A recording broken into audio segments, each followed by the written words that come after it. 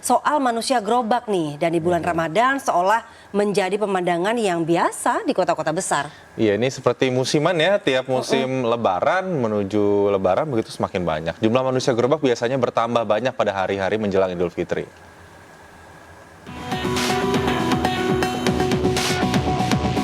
Kemunculan manusia gerobak di kota besar, salah satunya Jakarta, memang biasa terjadi terlebih pada saat bulan Ramadan.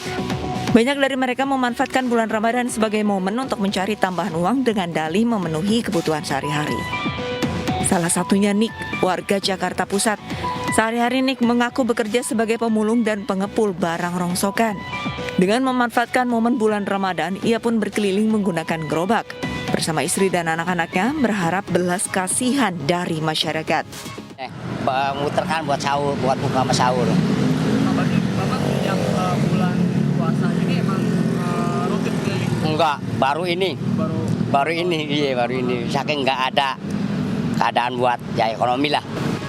Walau berkeliling di kala terik maupun hujan, Nick mengaku tidak khawatir hal itu akan berdampak terhadap kesehatan keluarganya.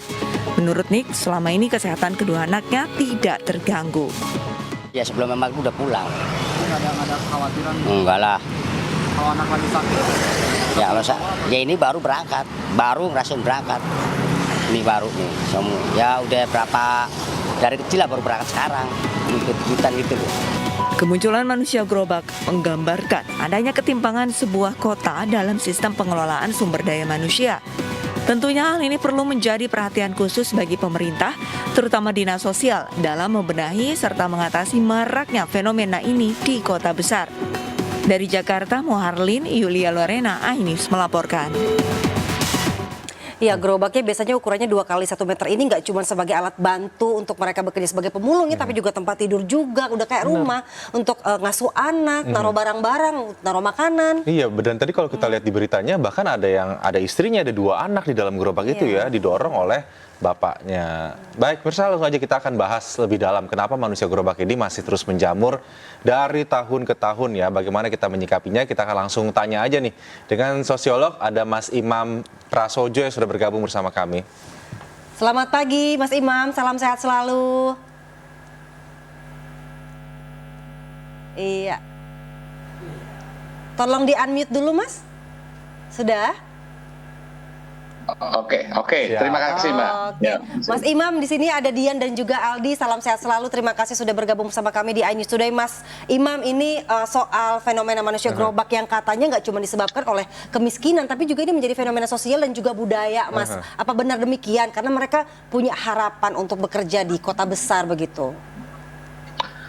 Ya, tentu ini dalam peta besarnya tentu menggambarkan ketimpangan ya. Ketimpangan antara mereka yang papa dengan kondisi yang berlebih, yang mereka berharap ada tetesan ya, tetesan rezeki dalam event-event tertentu. Peristiwa ini tentu menggambarkan adanya aksi, pasti ada reaksi, ada demand, ada pemberi, ada penerima. Nah, pada saat itu ada orang yang dalam event-event seperti ini, ada aksi kedermawanan yang instan, yang reaktif, yang musiman, maka mereka merespon. Nah, ini adalah bentuk dari respon, karena memang di bulan-bulan seperti ini adalah event di mana orang secara instan, reaktif, itu ingin berderma. Nah, dan itu tidak terjadi di setiap waktu. Oleh karena itu, melihat situasi seperti ini, nah masyarakat yang merasa bahwa ini adalah event-event yang menguntungkan, yang bisa menjadi waktu untuk mengais rezeki, mereka berdatangan. Dan datangnya tidak hanya semata-mata spontan, ya begitu saja ya, tetapi juga seringkali ada yang mengorganisir. Nah, jadi sering ada yang mengorganisir. Ya, mengorganisir dan mereka menjadi korban juga seringkali. Nah, yang jelas menjadi korban adalah karena penderma ini adalah sifatnya reaktif, instan, berdasarkan belas kasihan sesaat gitu. Nah, mereka itu seringkali juga membawa anak-anaknya sebagai alat dalam tanda kutip ya, pemancing untuk para penderma itu tergerak ya untuk memberikan kepada mereka secara langsung. Nah, Iya. ini hal-hal seperti ini yang sebetulnya di tengah kedermawanan ya, walaupun ini bersifat reaktif, instan ya, yang tentu saja hal yang baik ya, tetapi ini ada satu dampak ya yang bisa jadi kurang baik ya, karena akan menimbulkan mentalitas saat inilah kita misalnya dari kalangan tertentu untuk memanfaatkan untuk meminta-minta. Iya, Mas Imam. Saat inilah ya. Kalau misalnya kemudian hal ini terorganisir gitu, ini kan menjadikan kita sebagai penderma tadi memberikan uang misalnya sudah tahu kalau ini terorganisir, jadi sanksi begitu kepada mereka yang datang menggunakan gerobak, mana tahu memang ada yang benar-benar orang berkebutuhan begitu, orang miskin, lalu memang ada yang terorganisir. Ini kita membedakannya bagaimana, Terus Mas menurut Imam, saran gitu? Anda mungkin Mas Imam ini kita ya sebagai Ya. masyarakat awam mau ngasih apa enggak nih saran Anda nih? Ya tentu gini ya, kedermawanan instan itu tetap berguna ya. Misalnya di kala kita melihat ada korban kebakaran misalnya, yang terus tiba-tiba orang menjadi sama sekali tidak memiliki dukungan untuk memenuhi kebutuhan hidupnya. Ya, terus kemudian ada korban bencana misalnya, itu tetap dibutuhkan ya. Tetapi dalam situasi seperti ini pun sebetulnya juga nggak salah ya, tetapi mungkin akan jauh lebih bagus ya kalau kita bersama-sama ya membangun kedermawanan yang berkelanjutan. Jadi kita membuat kebiasaan ya, membangun kebiasaan untuk berderma terhadap orang-orang yang memang kita tahu persis, targeted orang yang ada di sekitar kita, dan tidak membiasakan untuk memberi kepada orang-orang yang apalagi dengan membawa anak-anak seperti itu ya. Skemanya itu kan seperti apa Mas Imam? Skemanya seperti apa baiknya begitu yang berkelanjutan maksud Anda?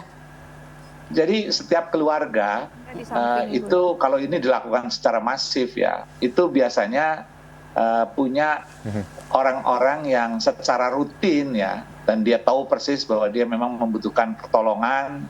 Nah itu terus kemudian kita menyisihkan ya rezeki kita.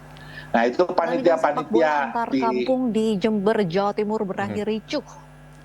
Ya, Mas Imam silakan dilanjutkan. Seorang ibu dan anak warga Magelang diduga kayaknya ada yang masuk, Mas. hari dukun pengganda uang. Ya boleh teman-teman boleh Antisipasi penumpukan baiki terlebih dahulu, warga nampaknya ada gangguan komunikasi, jalur komunikasi. Awal melalui Ya, Mas Imam silakan dilanjutkan, Mas Imam. Skemanya. Ya, jadi kalau setiap orang itu memiliki keluarga-keluarga dampingan, ya keluarga-keluarga yang secara rutin dia perhatikan. Saya kira orang-orang seperti ini nggak akan mendapatkan kesempatan untuk melakukan itu ya. Nah, tetapi yang lebih kreatif lagi adalah kedermawanan kreatif berkelanjutan. Jadi tidak hanya memikirkan ya.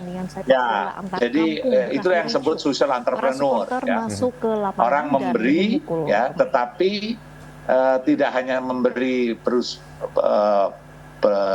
berbentuk charity semata, tetapi bagaimana mengatasi sumber masalahnya. Ya.